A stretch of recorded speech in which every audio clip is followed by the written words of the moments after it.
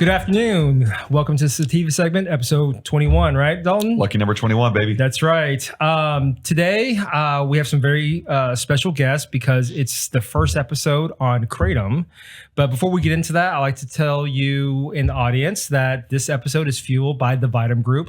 I have in my hand the first ever Vitam Group drink. Have you tasted it? I haven't. Okay, it's one hell of a drink. It tastes phenomenal. I just actually tried it this week. It just launched. For those of you who are interested in the Vitam drink, it's going to be at select coffee shops, liquor stores, different venues, and as it grows, you'll probably see more and more of it. Let's talk to our guest. Payam, Sarah, you're on. Thanks for having us. Thanks for coming on. I haven't seen you guys in 9 years. He's looking like a G. Let's just throw it out there. Let's just be the elephant in the room. Top G here with this his is the glasses. first top G we've had here. That's right. I use my sativa, so y'all don't need to see. Well, so let's rewind a little bit. I've known Sarah for actually much longer. So I actually went to school. We went to law school together. Yep. And Nova Southeastern. Yeah, and we graduated same year in 2006, and then it was quite the surprise that we crossed paths here in Dallas. I grew up here, but you didn't. Correct. And I think you got a job here working at a law firm. Yep. I remember that night vividly. I was leaving the office late night and we literally crossed paths downstairs at the lobby. Yeah. And so from there, we kind of, began a new relationship and have been in touch ever since. But it's been a minute. Yeah, no, it's been a minute. And of course, we met. I think we grabbed some food shortly after that, and you told me a little bit about what you were involved with. And at the time, it was like 2015. I had never heard of it, Kratom. After that, you introduced me to this gentleman sitting next to you, Payam. We met at my law office then, and I think we talked about some very superficial, very like surface Kratom issues. But what you really needed was a bank. Mm-hmm. Right. So tell me about that. Like, why did you need a bank so badly at the time? Well, basically the industry was getting a little bit of notoriety and it wasn't necessarily good, notoriety. So we got bounced from the major banks. We had like a Chase account and so we wanted to find someone, regional and that was open and, knew the extent of what was really going on in the law and having some, Texas based kind of deal. And we shout out to Jerry, Texas Republic Bank. Who's my cousin. I usually don't claim to be related to the guy, but God bless that guy. For real. So it's kind of giving us some peace of mind and ease because it was like a situation where we could be completely open about what we're doing. He came and saw our operations top to bottom. You never lie to your lawyer or your banker. Yeah, and all kidding aside, no, Jerry's my cousin. He's a great banker. He does some solid work, and I'm glad he was able to help you guys out. So, what year was that? That was 2015. 2015. Yeah, so they were getting bounced by their existing bank, and I found them my cousin, who was more of a community regional bank, and they were able to open an account there. It was, it was literally one day and we had started to do well. And so, money coming in, but one day it was just like your accounts are shut off and it was just, we didn't know what to do. People were trying to pay us. I remember going into Chase like day after day and it's like, we're trying to like give you money and they just were not having it. So we were on an endless pursuit of trying to find, and like Payam said, just somebody local, trying to, keep it, in the family. And luckily timing was impeccable and it all worked out. Yeah, I'm so glad that he was able to help you guys. So obviously with shutting down bank accounts, you have business interruption issues, right? Well, did you lose any revenue because point of sale just wasn't working? Or tell me some of the struggles that you guys were having by having your bank accounts shut down. I think in the beginning, it was really more of transparency. And I think that's where Jerry really became pivotal, was because, and again, like Payam said, is we were able to have an honest relationship. But our customers also understood because they were also going through, whether they were, wholesale or they understood what the industry was, embarking upon. So we didn't lose any revenue. It just became a major frustration, if anything. It was annoying for like a few weeks when we had to like, hey, can you hold on to the, or like we have to find a new place to deposit your check, for example, so I mean, it wasn't like too terribly disruptive, but we were always braced for it. And, in the early days, when we used to do B2C online, we would, I learned from everyone else who failed how to get, you could buy our products within 3 clicks, just going straight through in PayPal. And then you find out all these, merchants are kicking everybody off because of all these different reasons, like red flags and certain things like age restrictions. There's certain states being prohibited. The major guys that do payment processing don't mess with that. So it's been, good to kind of centralize our operations to just wholesale and, distributors and B2B. Focused on the business, not all the back office stuff. Yeah. Well, yes, being paid is nice though. Yeah, right. But do you remember too? Because we got PayPal eventually, shut us down too. Because I mean, it just became a whole. We had it for the longest of everyone. We had the longest, but a lot of our partners and competitors, or just people in the business, I mean, they were getting dropped by flies, and we were still somehow, like skirting underneath. Well, somehow I saw everything that like I learned. Just don't put the word. If you just didn't put the word Kratom in there, if I just called it my brand name, and then like if I embedded images in the website where when I think at some point down the line some human eyes were on it, and they're like, oh, okay, this falls into the Kratom bucket. But like just not even having the word Kratom in there like is what gave us a little bit of longevity. There was a point. There was a point where Kratom was being lumped with guns and ammunition and cigarettes, and it was expressly prohibited. Expressly prohibited from banking. From us having any banking relationships, similar to the cannabis industry. Years ago. So, but we did get the letter from PayPal one day, just severing ties, and I'm like, I'm gonna fight this. And I wrote this very lawyer-like letter to get a response back that said, nope, you're still denied. I mean, it was the shortest but sweetest letter, from PayPal, and still to this day, we don't. No, fuck off. Yeah, it was like, do they ever give you like a reasoning? Because Kratom is not a controlled substance. No. So it's not a controlled substance. This goes back to like when you get to certain things that require like age restrictions or this state or that state. And again, I think that's how they stumbled on to us, is because we had those kind of queries, or in order to like which state are you in, stuff like that, in order to purchase, that maybe that's what kind of alerted to them. But what happened was that like the whole like up until 2016 is like the kind of watershed moment for Kratom, whenever it was like set to be prohibited, put on the controlled substance list, and then in an unprecedented public effort, we were able to fight the FDA. And I remember 16, 17 were tough years.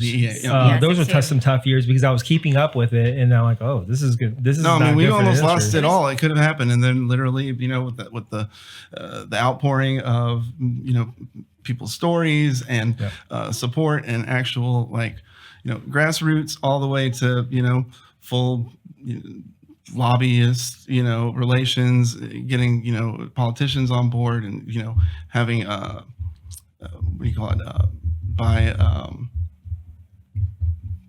Bipartisan. There was the basically bipartisan, support for like federal Kratom, legislation with like Cory Booker and I remember it was getting some legislative support around that time, because it was anticipated it was going to be a scheduled substance. And then I think some of the bigger name politicians spoke out, and there were some bills that were proposed, and well, I think what the crux of the issue was that the DEA was trying to make it a Schedule 1, and with circumventing the law that they're at the same time supposed to be enforcing. And so that's where, I mean, we had, marches in Washington, and basically, fought back, and it was just like, you are literally not, following the law that you are supposed to enforce, and caught them with their hands tied. Yeah, and talking to senators and reps, but there were people that, also, back to the, the revolution at the same time. So it was a very like scary and just kind of, fear of unknown, but turned out to be okay. And then coincidentally, like during the opioid crisis, like this is like also happening in the shadow of it, where all these things, and this is before the movies come out about what happened. This is before the ESPN 30 for 30. So some of these politicians, state offices had to know, this Walgreens in Iowa or whatever pharmacy it was is giving out more prescriptions per person, and hey, these are solutions based, and it's just, I mean, it's a crazy time in history that we're talking about, because I feel like that's before everything was really uncovered with how many opioids were going out the door. I mean, I don't know who's seen the movies and stuff, but it gets crazy. Like there's more prescriptions going out of one town that has nobody in it, and again, we're trying to provide a solution over here, and they're trying to shut it down simultaneously. So. Sponsored by the Thunder, by the way. We got rainstorms here in Dallas. So I'm curious. I mean, this is, especially back in like 15, 16, it was kind of a nascent industry. It was growing, but you're a lawyer, Sarah. So how did you just fall into this industry? So that's funny that you bring that up, but so the job that I crossed paths with you, way back when, I had been let go of, and I was doing some other, job at the same time, and a mutual friend had introduced me to Piam. Okay. And he had said that he has a friend that was ready to take his business from, the bedroom to, make it. He has a thing going on. So I, met Piam, and being the charismatic character, he is, gave me a tour of, at that time, was our original office, which was maybe 1,200 square feet. 1,200 square feet. Wow. That included, offices and, the actual manufacturing Some spot. humble beginnings. It was very humble. It was not it started from there, yeah. where I had a real desk. And then as we continue to grow, I mean, obviously manufacturing takes precedence over a lawyer's, space. Sure. And there was one time where, I had the corner of the tiny little room. And this was like where I was, researching and doing everything. Okay. But I'm at the time, I'm like, I don't know manufacturing law. I don't even know what Kratom is. Yeah. But I met Piam. I got to know Piam. I believed in him. And the more research that I did on Kratom itself, I believed in the product, and I've always considered myself to be a realistic optimist and seeing the big picture. And I saw the big picture of, like Daulton said, what America was experiencing at the time, and, trying to, provide a solution, rather than, add to the problem. And so, perhaps one day it could be on the shelves of Whole Foods, and I don't know how to get there, but I'm going to research and try to do everything, to try to, get there. And so it's, that's, how it ended. And many sleepless nights, a lot of learning, but, I'm still here, and I wouldn't want to be anywhere else. Well, I'll say one where it changed when I had first had her come along to help me build, more or less as on retainer to set up my corporate, structure governance, get all the do the paper it up. And then at the time, the industry was very small. There was maybe this many people, less than, a handful. Yeah. And we all could see the writing on the wall, because this, like you said, it was nascent. Nobody hardly even knew about it. And the whole idea of them trying to take it away was that they could just do it really quietly without much of a fuss, and that we saw that writing on the wall way back in 2012, 2013, even when it was very okay, it hits on the DEA's drugs of concern. It's just some very exotic herb that hardly anyone knew about. I mean, 1 out of 10,000 people would never have heard the word Kratom before, in 2012, 2013. And so, we're working with some of the other industry people, because I had been doing white labeling and contract manufacturing for other players in the industry. And so we would get together at these trade shows, which is kind of a wild story in itself. But, all these just, I can only imagine. Yeah, just rabid big personalities, all just trying to compete and also unite. And it was very unique kind of situation. But having, Sarah, being an attorney and being able to grasp everything that the CFR, all the regulations that have to do with everything that we, create. It was something that okay, if I bring you on full time, would you be able to work? And so we created the IBA, the IKA was the International Kratom Association, and then the International Botanical Association with a few people. But then it all splintered out. You guys created that? We were. We did start it. Yeah. Me and one of my I'm not saying that we created the AKA. But okay. That's not what I'm saying. We were the beginning. But the AKA evolved from the beginnings of this group of, I didn't know you know, that. 10 to 15 Because of us the at AK's actually Champs become pretty big trade now. show. Yeah. There's a whole kind of there's a whole story plot to the AKA and what it was and what it's become.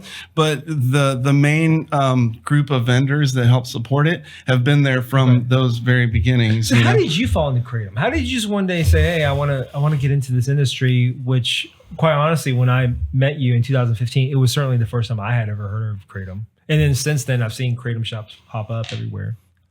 So I was somewhat familiar with Kratom. I went to school for psychopharmacology, Okay. and so and specifically about like the effects of plants on behavior and mood and everything, and that was what gave me a little bit of foundational understanding about why this plant was special or kind of different than most of the ethnobotanicals that people use regularly. And I also had a business partner individual who became eventually my business partner, who had a extraction method that was very like unique and plant-based and innovative, especially at the time. And we kind of joined forces because I was already in good with all the like smoke, a couple smoke shop owners and, glass blowers and everyone who's kind of like adjacent to the industry. So it was not like too difficult. And I was kind of born in an entrepreneurial household, and I definitely ran some game, with the asthma, We don't have to talk about that Sativa right times, here. back in the day, but and I understand That's called the legacy market. It was hemp. It was hemp all along. No, it was only hemp. Yeah, that's right. Oh yeah, no, it was hemp all along. And so I know how to like kind of work this like market this counterculture type of industry sector. And once we got it in the shelves and people were like responding to it, and I would go to a couple trade shows and I'd show some of the again, there's only this many established people at the time. And So what is Kratom? Either one of you. So for the audience who's listening, we're 15, 20 minutes in. We haven't even told the people what Kratom is. It's a plant. It's a plant. Let's go like 7th grade reading level. Yeah. Not like 1st grade, but not like pre-alpha. Explain to me and Daulton, as if we're 5-year-olds, what Kratom is. It is a plant that is indigenous to Southeast Asia. Yep. And it has been around for many, many, many, many years that provides different therapeutic reliefs to people. I don't know how in depth you want to. Well, I'm going to transition. Okay. You've taken Kratom. I have taken Kratom. What effects did you get from it? The original effects I have, and it depends on the dosage and type and everything. I learned really quick, just like all of our other products. It depends how it's processed, depends where it's sourced. There's all these different operators and things out there. But my first, I was actually in quite a bit of pain at the time with some tendonitis, and there was some pain relief that I experienced. There was some optimism that I would face, and it wasn't like manufactured fake optimism. It's things, you feel better about certain situations. You feel better about rent coming due. You think, instead of rent coming due, I'm going to go make it happen instead of, despair. And I know that's maybe not how everybody feels, but that's how I would take, especially when I was taking bigger doses. So was of it an upper for you? Or is it like euphoric? Yeah. Euphoric, but like not artificial euphoria. Like I've had artificial euphoria before. Like I'm sure you have. Yeah, there's just certain places to go. Like it's not like music festival euphoria. It's like, and the other times, especially when I'd be drinking a lot, days I would take Kratom, you don't want to drink as much in the nighttime. So let's say you take it a little bit on a Friday morning or Friday around lunch. It's like when happy hour comes around, you have this weird instinctual thing when everybody orders the first beer. Like I might not need that. I might do a Topo Chico instead. And I would just do it just naturally. I wasn't thinking, I took some Kratom this morning. I wasn't thinking that. It's just, this doesn't sound as appealing, and so again, that's just anecdotal stuff from my own personal experience, but that's how I experience it. I still take it pretty regularly in really small sips and doses, just in certain situations. If I don't want to have a second cup of coffee, or if I want some clarity, it's kind of there. I wouldn't say I take it regularly because I'm not in a lot of pain. I'm not trying to get off of opioids. I don't have anything that I need to get off of it, but I still like to have it. If I'm out, I order more from a vendor. I'm going to have to definitely try you guys now. And the liquid got forms, samples for you here. Yeah, the liquid form historically has been better for me. Maybe we could talk about that. The different types of products, different ingestion or consumption. Yeah, we're going to talk about that in a second. The powder just tastes like dog shit. And regardless how much water you put in there, it doesn't make it better. Did it affect your mood? 100%. Yeah? 100%. Yeah. Like just your overall psychological mood? Psychological mood. Yeah. I made that joke earlier. Like if somebody owes you some money, you wake up and you're like, oh, maybe I'll call them later. If you're in a good mood, it's not just the Kratom. You need to have good sleep. You got to have good nutrition. It's these things. But you wake up, you walk up and down the stairs and really chase it with a bunch of water. It's like you just start knocking out the to-do list. It's not like an Adderall where you're like a cyborg cleaning the toilets. Like that's not what it is. Yeah. It's more, hey, you know, and maybe a perspective change too. It's not psychoactive. Maybe it is. I don't know. You guys can answer that. It's not like I don't feel a psychotropic effect, but it's like I have more empathy for your situation. Like if you owe me some money or something, I'm on some Kratom, I'm thinking, well, maybe this is going through his head. Maybe there's just this different level of thinking, not out of body. And I'm not trying to speak for all Kratom users. I just have my own experiences that I've personally experienced. But it kind of handles it from a different perspective. Yeah. It's like, oh, you know, it's raining, but hey, at least the water's getting fed, you know. It's not like you're high thinking, oh, I'm glad the dirt's getting wet. No, it's like you just have a different perspective. You're more appreciative. And I mean, I have gotten in trouble where I've taken too much and said, whoa, we got to slow down. That was more for my body than I needed. And, you know, that's made my pee smell funny one time, but that was a different product. It's not you guys' product. So everybody has different experiences with, and finding a good manufacturing product that you're consistent with, I think is super important. Because some people say, oh, it doesn't work or this, that's like, well, you haven't had a real, it's like people smoking Booth Delta 8 sprayed on. It's like, oh, I hate that. It's like, dude, you didn't have good quality product. So I was going to say, I think you said it really well too, because I think a lot of people, just because you frequently, especially in the beginning, like you would get it at different, you know, head shops or, you know, different smoke shops. So there's always that connotation like, oh, I'm going to go get something that's going to get me all like fucked up and high. And I think you explained it really well. Like it's not a party drug or anything like that. I mean, there's people who use it for a multitude of different, you know, reasons. And it's not something that you're going to, you know, take to go out to, you know, to the club or anything like that. But people have that, you know, they already make that stigma because of where you typically, you know, can buy it.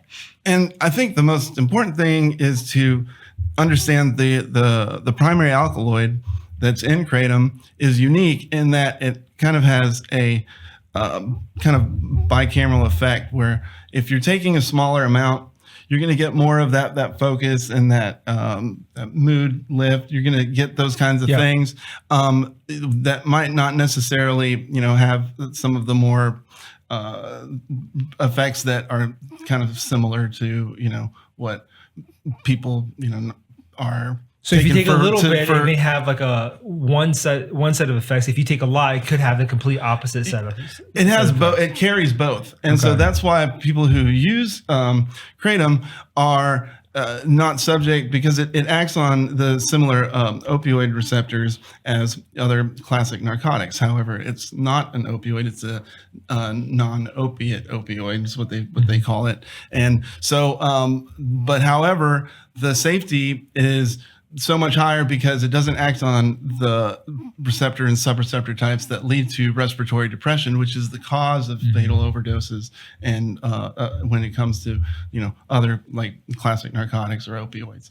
And so that's the thing, is that like there's and it's being, you know, and it's been studied in like surveys, John Hopkins, you know, University. I mean, there's different, you know, groups of people that make up the spectrum of users. It's not like all just people who are, you know, looking for, you know, focus, or all just people who, you know, want, you know, relief from whatever is going on with their body. It's really like there's different groups using it in different ways for different reasons. Right. And those are the main ones we find is for kind of for mood focus, because it is related to coffee. The plant itself is similar. And so, like I said, there they make the tea. Here we do the powder or the extracts. And that's the delivery, you know, method that is kind of preferred, you know, is out here, you know, is not necessarily to make tea, but to either have like an extract shot or to take capsules or put it in their smoothie. So that's that's so basically what Kratom. Let's talk about your products a little bit. So you don't grow your own supply. You outsource it to a third party. They give you the raw materials. From the raw materials, you create a variety of different types of products. I'm on the right track so far. Let's take a look at some of those products. I'm sure. And then I want to circle back to the opioid receptor thing too, because that's something fascinating we glossed over quick. But go on and show us the products. I want to make sure we get back to that. Well, I guess, I could show you that. So this is just plain powder leaf, which is kind of like the most commonly consumed, I got a center there. Most kind of commonly consumed method for most people, I'd say. I'm always more familiar with the capsules. Is that in the same capsules? As the capsules, yeah. Okay. Capsules would be probably, they're probably pretty similar to each other. But you'll find that the people that are using the most, routinely are going to be, using this or the other, the capsules, and they're basically the same product. One's just portioned into capsules, and the other is just, kind of in bulk, like you would get. And then, so what we do is we take that, and we take the raw powder, and all this is done, in the U.S. in Fort Worth, Texas. 817. And shout out Fort Worth, Texas. I see it right here on the label. And now in Texas, do you need like any type of a manufacturing license, or do you have to have any type of a permit to create this? No. Okay. No. That's well, technically, it gets to be like if you're a food manufacturing facility, and you got to have people who know how to wash their hands, stuff like that, right? But what's interesting is that as of last year, there are some guidelines specifically for Kratom because it's one of what is now 13 states that have passed a Kratom Consumer Protection Act. Yeah, and Texas is one of them. Texas is one of them. It's one of the more recent ones, again, which is kind of part of like what's allowing us to transition, into a market that isn't, so niche. So when I got into this, I always learned that the original 6 states were kind of the most restrictive. For some reason, it's always Alabama that sticks in my head that seems to have the most restrictive Kratom laws.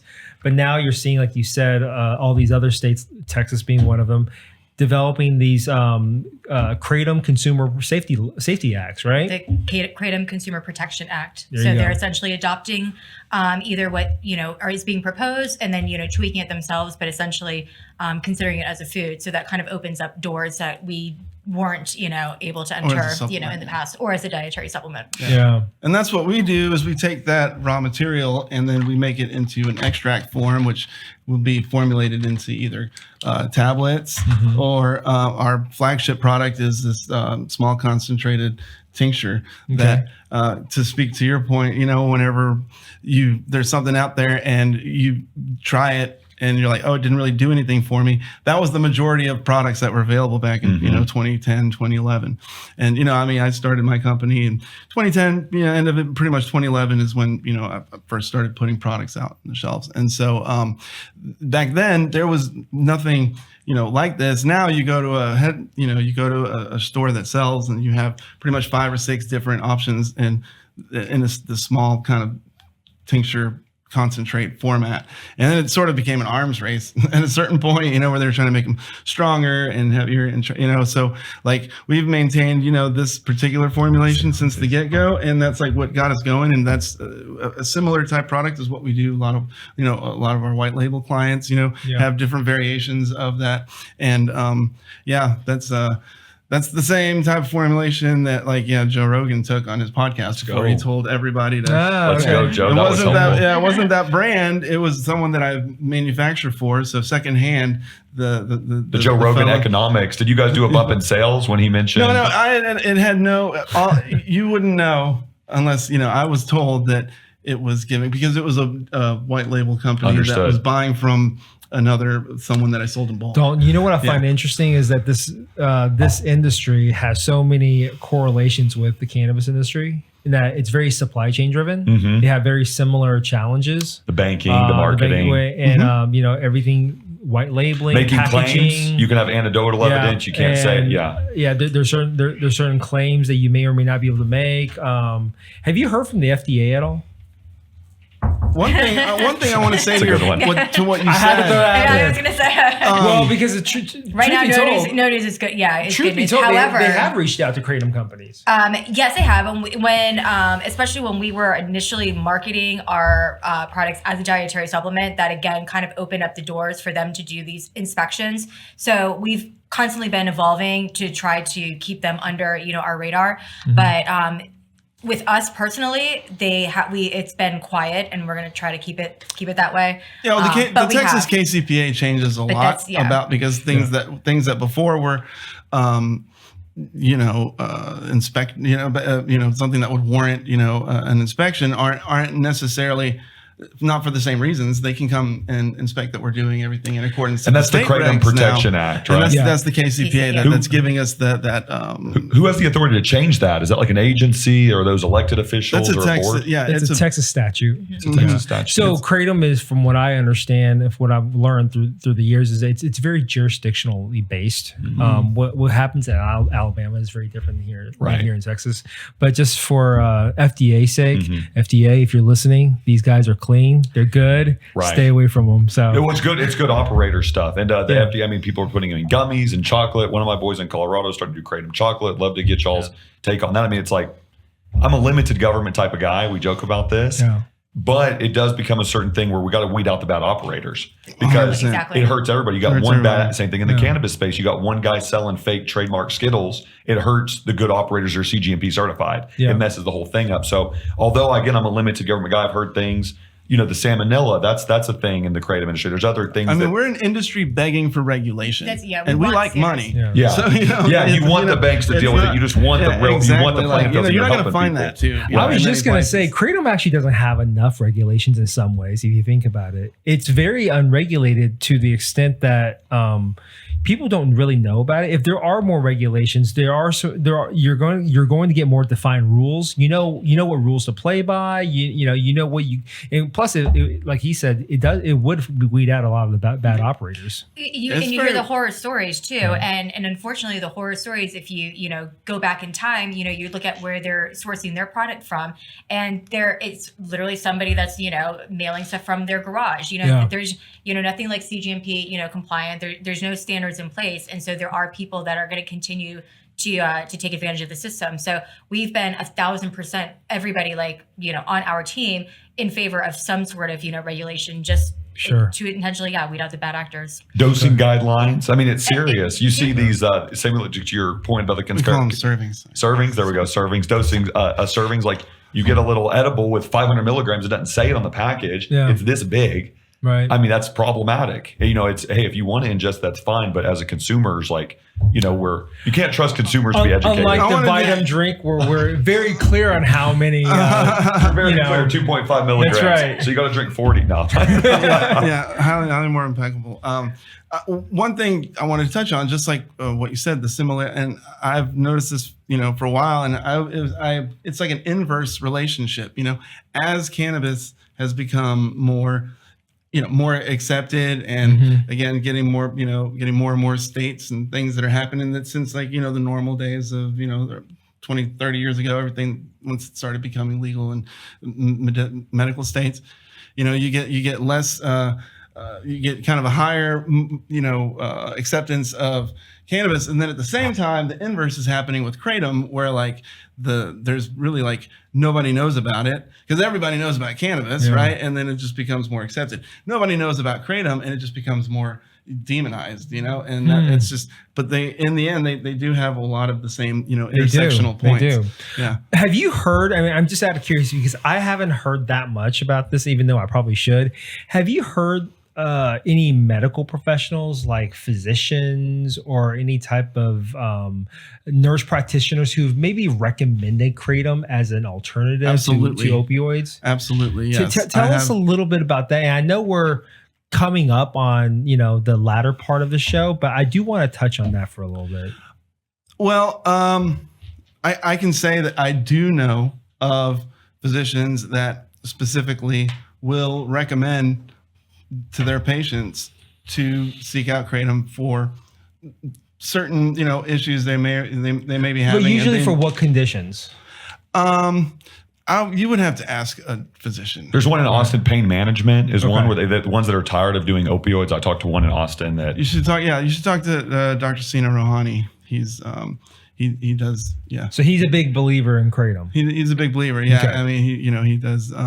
There's a growing kind of community of those kinds, of professionals. That's great. That's and great. And that's the thing is we put out a product that is pure and has everything as it's stated, and it's something that if a doctor's going to recommend for whatever reason, that you take the supplement, that it would be conformed to like what it was that they would be expecting. Okay.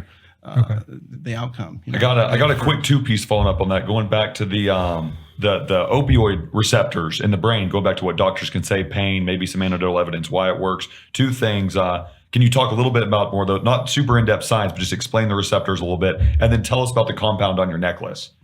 Well, I always give everyone one guess. So if you want to take a crack. It looks like CBD or THC to me. No, it's 2 guesses. Cannabinoid. Same plant. I do. I actually think it's a receptor in your body. Similar. It's LSD. Shout out to Maps. Okay. Cheers. Okay. Where did you get that from? Where? A friend gave it to me. But, My friend, yeah. Rick Doblin handed it to you at the same time, or what? No, I did fist bump Rick. Though, Okay, we got to try to get Rick on. Shout out to Rick. Let me. I'll fangirl in the corner. Shout out to Rick. I know I'm a fangirl. Sorry to get. Yeah, all the way. Let's I'm a big shift, Maps supporter. Let's shift a little bit to your company. The name of your company is Plant Specimen Supply, which I've actually done some work for you for your company. Tell us a little bit about your company, what you guys actually do, and how you grew it, and the team that you have there. So my company is very labor intensive, very labor people based, Okay. So we have different departments that run. So like you were saying, we do everything that's not import, and we do not B2C. So we're not dealing with the sales tax and the CP, other 3-letter agencies, right. So we're keeping everything within the realms of, manufacturing all the way to B2B sales. Right. So do you do your own distribution? Yeah, we do our own distribution that's B2B, but we obviously we rely on sub distributors because we're not like a distribution really based company. Sure, we're more of a manufacturing geared, because again, a lot of our revenue, a good portion of it comes from white label clients, and so we're doing a lot of contract manufacturing for folks, and either sending them product, finished goods in bulk, or completely, soup to nuts, and right. full on like fulfillment and all that. So it's the thing about our product, what gave us our success was the innovative, proprietary process that we were able to keep, as a trade secret, and had kind of like a head start on others who eventually, kind of came around to figuring out a lot of similar type of, methods. But what we've always delivered is, even back before you could even get a test to tell you because it didn't exist, the COA for how much of the active alkaloid is, in the. Oh, really? Yeah, that didn't even, it wasn't even something that was readily available. Do all your products have COAs on there? Yep, we test just like as you're supposed to. We test every batch. It's not going to be on there, but it is like available. We do have it, right? Okay. We keep documentation, of everything. Like I said, we run all the QC, everything that should be done the way as prescribed, and even a step above, because the AKA pretty much demands it, and some of the KCPAs are written that, because if we were just selling a supplement, it wouldn't be as restrictive as putting like age limits and certain things about like that differentiate our product from other supplements or botanicals out in the market. So you guys are based in Fort Worth. It's you, Sarah. Sarah, I'm assuming you do some of the legal work there and some of the helping. And my brother, he's that's right. Also a partner. Page Room. I've talked to a guy. And great Jack, guy. he's been with me since day one. I mean, I got like all the people that work for me are, a lot of them were friends first, they're all family now, but it was, it's like a very tribal community thing. I mean, just put me up against any, other company my size, and I have like the lowest turnover and, best, employee happiness, if you Does he give scale good benefits? Oh, absolutely. We're like the one and first only company that is in this type of, industry to offer health insurance and full dental, 401k. 401k, Wow. Dental profit vision. sharing. Yeah, I mean, it's You're creating a lot of loyalty there. exactly, and having creating a middle class type of livelihood that should be kind of the default, but like giving things that aren't at the time, especially where now you kind of got to in order to just compete, but Right. it's sort of a thing that, like, to me, I started this whole company just so that I could get to the point where I could give myself and my 2 or 3, employees and partners health insurance, so my parents would get off my nuts about getting insurance, because this is post financial crisis, right? Yeah. And they're like, Michael Moore is all like blowing up the scene, and they're like, "Hey, you're gonna get insurance? When are you gonna get insurance?" And I'm like, it's that to me was like, I did, that was it. That was the big check mark. It wasn't like, oh, I could eventually, own a home or any of that. Okay. I didn't even think that far. I just wanted to have health insurance to be able to offer it, because I knew that, like, that's the kind of company I wanted to build, was Nice. giving others the things I needed myself. Wow. So And the big boss has a necklace that has LSD on it. That's so right. You've got to be wide awake. You were woke before that term got co-opted, I was definitely insomniac. So have you been approached by Never like slept. outside investors or any institutional capital to buy you guys out? Or do you have institutional capital partners right now? That's a ha story. That's I think we don't have enough time for that. Okay. So There's been it's- fishing expeditions, and but again, and this goes back to it. It was a non-negotiable that anything having to do with my people, my personnel who built it. I was like, if you want to take over my book of business and continue to do what I'm doing with the people that are involved, that would be a condition. Wow. For and because otherwise it wouldn't to me, it wouldn't mean because I could just ride it out. I mean, we're in a high risk industry where they could snap their fingers and it's all gone, like 2016 all over again. Right. And now they're trying to do death by 1,000 cuts. I mean, it's been it's been hard on the FDA and DA, trying to make these things happen. Seasick on what's happening. Yeah. Again, another core comparison to the cannabis stuff. You wake up one day, people don't know if they're operating or not. Mm-hmm. It's like the big game of hot potato with all that Delta 8 at one point. Is it legal? Is it not? People are selling. It's cute anyway. It's just it's a side story here. Well, as we're wrapping up this episode, tell us what's in the future for your company, and how do you see this industry evolve? I want to hear from Sarah first. Well, it's been correlated to it, but like I said, I've been a realist optimistic, kind of correlating it to the cannabis industry since day one. And so I do believe that the American people are just getting smarter with their access to different choices, that I don't think we're going anywhere anytime soon. And I really I've held that belief since day one. And so still why, I'm still doing everything that we can do. But our company continues to grow, almost, monthly we're hiring, new people, and hopefully that trend continues. Great. What about you, Payam? Well, how do you foresee this industry growing and also your company?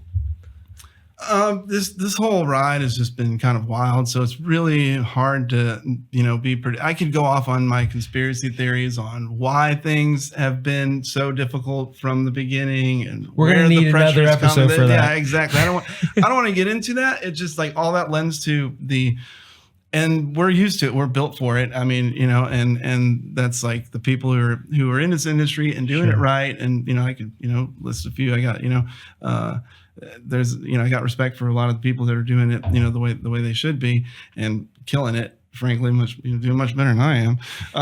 But it's like they're those guys that are the good players, and all of us working in concert to make things more accepted. Like there's a best case scenario and a worst case scenario, and I feel like having gone through what we did in 2016, coming out on top, you think. Then you would have thought, okay, all right, FDA, go mess with somebody else. There's other shit going on, but no. And then they came back and tried to do it through the WHO back in 2020, 2021, and it's like they never gave up. And you're like, why? So that being a constant storm cloud makes it hard for me to be like fully optimistic. And then there's again part of me where it could be too good of a thing where we get to operate here in the shadows, and there's the pros and cons of doing so.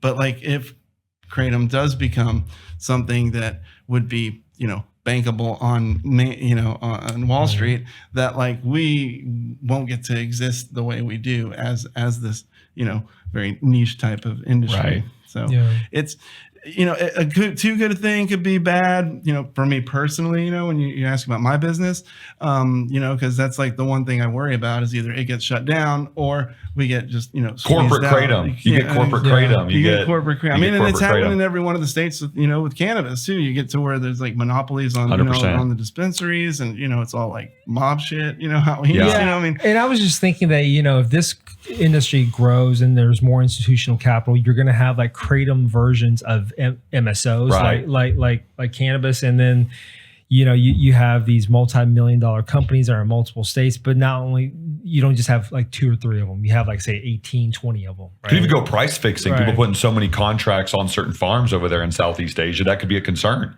Because for my conversations, it's hard. I said, hey, why don't we grow it over here? And they were like, no, we just can't do it. I was like, why not? And they're like, we just can't do it. I'm like, all right, I kind of stopped asking. But that would be a concern, especially when the raw product is consolidated in like one area of the world. That's interesting. You let Wall Street get in on that. You buy the futures of Kratom. I don't know. It's a very That's fascinating the thing, point. man. I wanted to be so ahead of that 10 years ago. And like I said, when I got this group of people in a room, like, one day we can have, we can trade with this, we can get the commodities market. Yeah. We can make this, right. But then everybody was out in their own self. And then again, then the heat was on, like we weren't under the radar anymore at that point. It makes it less fun. Again, they say, hey, federally legalized cannabis, but nobody's asking how it's going to happen. And so, hey, we want those rules, but I think you're really wise to be ahead of it. There's a time and place for it, and too much. It's going to fascinate. I think both these industries are going to be interlocked for, there'll be books written about the consolidation of it, everything, just like the alcohol industry. I'm telling you, the Kratom thing is a whole case study on its own, to be a part of it and see it from being like a nothing, but like going back to like 1 in 10,000 people had never even seen or heard the word Kratom. Now I would say, maybe you can correct me if I'm wrong, maybe like 5 people know at least someone within, know someone within a degree of, I think it still has a lot of room to grow. Right? That's what I'm saying. When you get to the point where even 20 people out of 100 have heard of Kratom, or like much less like 1 out of 100 to 2 out of 100 using it regularly. There's so many alternatives. That's such a growth. There's so many alternative substances in different markets.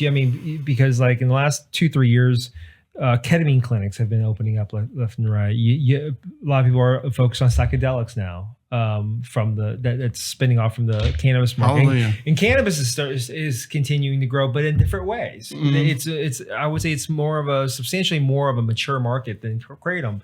But then you have this smaller Kratom sector that's growing in its own way, kind of in the shadows of how you described it. But I think with more regulation, it'll change. And it's all eating into alcohol too. I mean, you can see, there's all kinds of studies show, that like the younger generation and just overall people having, access to being in states where cannabis and other things are, available, that it's like the paradigm of, okay, the legal drugs are caffeine and alcohol and, nicotine. We're hungry for a change. Exactly. And it's permeating through the medical community. So we're on our way. We've got a couple minutes left. If you guys want to say, where they can find you online or where you can put in orders, the website, we have it, but is there a website or anything else you want to share, or just feel free to let the audience know? We have a website, kr8om.com. Again, we do mostly just B2B. However, we're always happy to, kind of send samples, and, if anyone's interested or anything in our products, is also places where you can buy it like locally or order it online. But yeah, kr8om.com, Kratom. Okay. Is how it's pronounced. Good. Yeah. Well, hey, thanks for coming on the show. I really appreciate you making the time. And thanks for having us. This is the first time I've ever done this. So that's awesome. Is there any one-liners? I'll wear my sunglasses now. We got a one-liner for Sarah. Let's do it. I'm good, but no, it's been, thank you for having us, Richard. It's good to see you. And sure. It's been a while, but I'm glad we got you on the show. All right. We appreciate the samples. This is fun. This is cool. Yeah. Thanks for, That's good. A good exchange. And Both you guys. We'll make it happen. We're going to see you at some shows coming up. We'll do a follow-up with these guys on what shows people need to hit and where the best. Here's one because we got to, we're right on the clock. If somebody's interested in Kratom, they want to learn all the benefits, is there like a good website? They should definitely go to, AmericanKratom.org. AmericanKratom.org. Yeah, AmericanKratom.org is the American Kratom Association site. And then I believe they have KratomFacts.org. Okay, KratomFacts.com. I should just check it. I should know that better, but there is resources. And then look at multiple websites. Some say it's this, some say it's that. Really, in the future, you got to read 10 things and make your own educated opinion. And that might not. And do talk to your doctor for any reason if you think that you should be recommended something like this, because again, like if you just want to use it for your well-being or as a your body is your supplement, choice is what I'm hearing. yeah, exactly. But if you have a reason that you think you need it from the research that you do, definitely talk to attorney, physician. Talk to somebody with a degree. No. I got lawyers all around me. So I got lawyers on the mind, like this is what happens there. Talk to it. Yeah. We appreciate you guys coming in. Cheers. Episode 21, baby. Yeah. Thanks a lot.